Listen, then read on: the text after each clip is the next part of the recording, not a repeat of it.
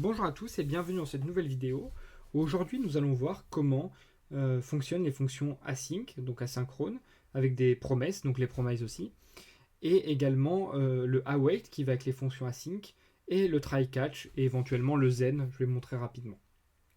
Donc qu'est-ce que la différence déjà entre une promise et une fonction asynchrone? Pas grand-chose. Une fonction asynchrone va renvoyer une promesse et une promise va renvoyer une promesse aussi. Donc il n'y a pas grand-chose. Async et await, c'est une façon plus jolie de l'écrire, de façon plus élégante. Donc du coup, on va commencer déjà par voir comment fonctionne une fonction classique. On va faire une petite piqûre de rappel, juste pour voir la différence. Donc on va faire une fonction, je vais préparer un exemple. Est-ce que, on va l'appeler la fonction, est-ce que, alors on va la faire is an apple. Donc est-ce que mon retour est une pomme? Donc pour l'instant on va faire un return de pomme, ou de apple, autant le faire en anglais. Et on va faire un console.log de is an apple. Donc là, si je fais un console.log de tout ça, forcément, ça va m'envoyer une apple. Ok.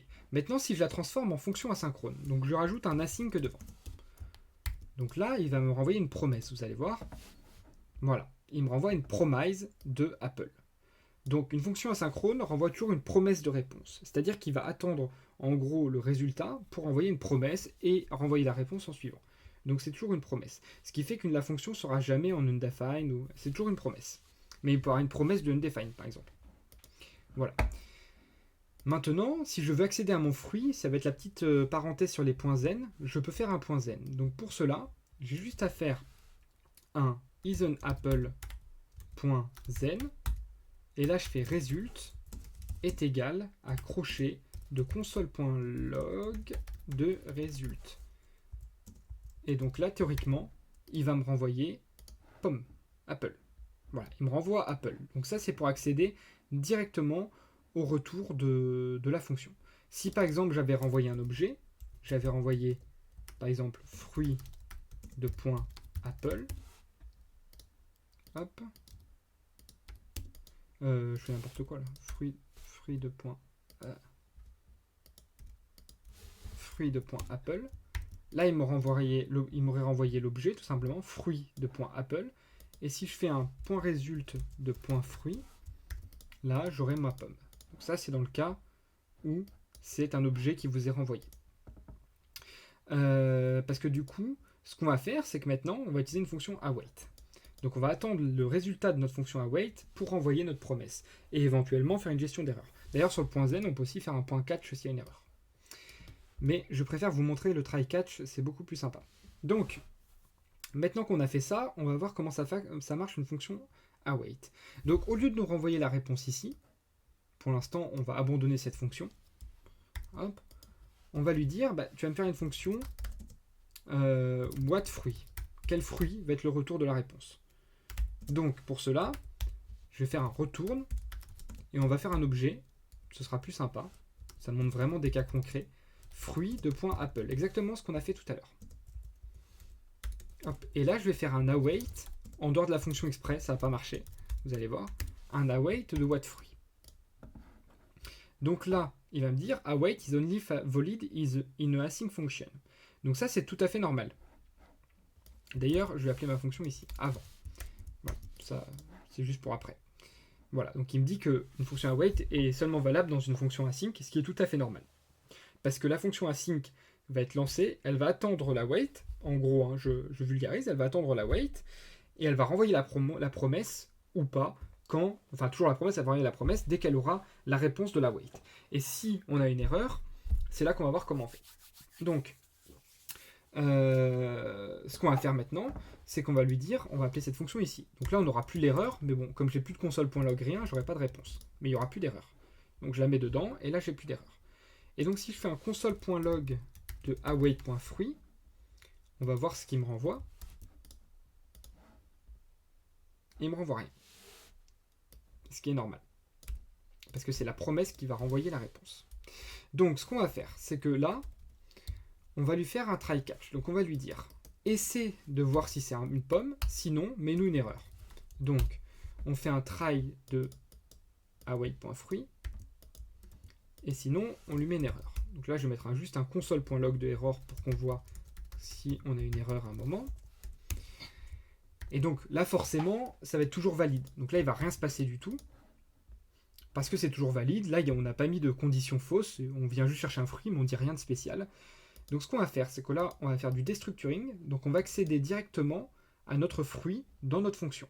Donc pour cela je vous conseille d'aller lire la vidéo sur le destructuring, ce qui va faire gagner beaucoup de temps pour récupérer un objet. Vous faites un const de fruit, un const comme ça, ouvrez les crochets de fruit. Donc lui il retourne fruit machin, et donc vous cherchez l'objet fruit dans la fonction await. Et là vous faites un console.log de fruit. Donc là il va me renvoyer pomme, théoriquement. Alors, il me renvoie rien du tout, et en fait c'est normal qu'il me renvoie rien depuis tout à l'heure le console.log await. D'ailleurs je vais recommencer parce que je vous dis que ça n'a rien envoyé, mais en fait console.log de await whatFruit, ça doit renvoyer quelque chose, et pas rien. J'ai dit n'importe quoi, c'est juste que j'avais pas appelé ma fonction isAnApple. Donc là je recommence, donc là ça me renvoie fruit de .appel, donc ça me renvoie l'objet. Hein. Voilà, tout simplement. C'est moi qui ai dit des bêtises tout à l'heure, autant pour moi. Et donc là, on recommence, donc on fait un console.log de fruit, et donc vous voyez qu'il m'a renvoyé tout à l'heure la wait, il m'a renvoyé le fruit. Pour récupérer directement la clé fruit, c'est ça le destructuring, on met entre crochets l'objet, et en fait si je voulais avoir l'objet, en fait on peut l'écrire comme ça. Donc là on peut faire comme ça. Donc là il va me mettre fruit, hop, j'ai encore obligé de lancer ma fonction isAnApple, voilà. Donc là il va envoyer ça, et après vous pouvez faire console.log de fruit.fruit, et là vous aurez votre pomme. Mais c'est pas la façon la plus jolie d'écrire. Vous pouvez directement récupérer l'objet en faisant crochet de fruit. Et donc là, on fait tout simplement un console.log de fruit et on aura directement notre apple. Maintenant, on va lui dire if.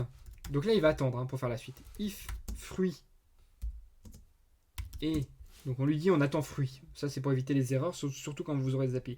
Est-ce que fruit existe? Donc est-ce que fruit existe? Et si fruit existe, est-ce que fruit est égal à Apple. Voilà. Sinon, on lui dit throw new error, par exemple, de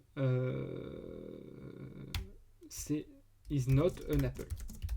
Voilà. Donc là, et là, sinon on dit retourne true. Et là, on va faire console.log de isAnApple ici. Ok. Donc là, il va me dire normalement true. Hein. Promise pending. Promise pending. Ah, parce que du coup, il attend la réponse. En fait, on ne peut pas faire comme ça. Donc ce qu'on va faire, c'est que plutôt on va faire ici le console.log. Ce sera plus simple. Console.log de true. Ici, console.log de true. Voilà. Hop. Donc là, il va me renvoyer true. Donc il a attendu la réponse et il me renvoie true, tout simplement. Donc maintenant qu'on a ça, on va essayer de renvoyer autre chose. On va renvoyer pineapple. Donc là, normalement, ça va passer dans le catch. Voilà. Donc en fait, ce qui se passe, pour être bien clair, en fait, là, on a une fonction async isAnApple. Donc isAnApple, on récupère le fruit qui est renvoyé dans whatFruit, dans la fonction whatFruit. Donc en gros, la fonction isAnApple va attendre que la fonction whatFruit soit exécutée et attendre le retour de fruit. Ici, on vérifie qu'il y a bien le fruit qui est récupéré et que le fruit est une pomme. Si oui, on retourne true. Donc là, on pourrait très bien faire un retourne de true. Ou console.log true, retourne un objet, ou passer une fonction suivante. Enfin, on peut faire tout ce qu'on veut. Sinon, on lui dit, il y a une erreur, c'est pas une apple. Et comme on lui dit qu'il y a une erreur, du coup, il passe directement dans le coach et il vient récupérer notre message qu'on a écrit dans le throw new error. Donc c'est une façon assez jolie de coder. Il faut imaginer que demain, si vous appelez une API, par exemple, vous appelez une API pour ajouter un formulaire, par exemple un formulaire de contact, et la personne n'a pas écrit son nom. Alors comment ça va se faire? En gros, imaginons, dès que la personne va soumettre son formulaire, vous allez faire un async submit form, par exemple. Donc l'async submit form, il va faire un try catch. Le try, ça va être d'appeler l'API. Donc le try, ça va être call send message, par exemple. Le send message va appeler l'API, et l'API va renvoyer soit une 200 parce que c'est OK, une 204 pour exact parce que c'est une création, soit une 400 parce que par exemple vous avez oublié un champ. Donc là, imaginons. Donc là, ça revient au même. Donc vous récupérez, vous appelez votre fonction pour envoyer un message. Et si le message est OK, et en fait, il n'y a même pas besoin de mettre de if dans un... Il n'y aurait même pas besoin de mettre de if dans un appel API, parce que si l'API est bien faite, elle vous renverra tout de suite une erreur 400. Et s'il y a une erreur 400, automatiquement, ça va aller dans le catch. Et là, vous allez pouvoir récupérer l'erreur que vous est renvoyée par votre API.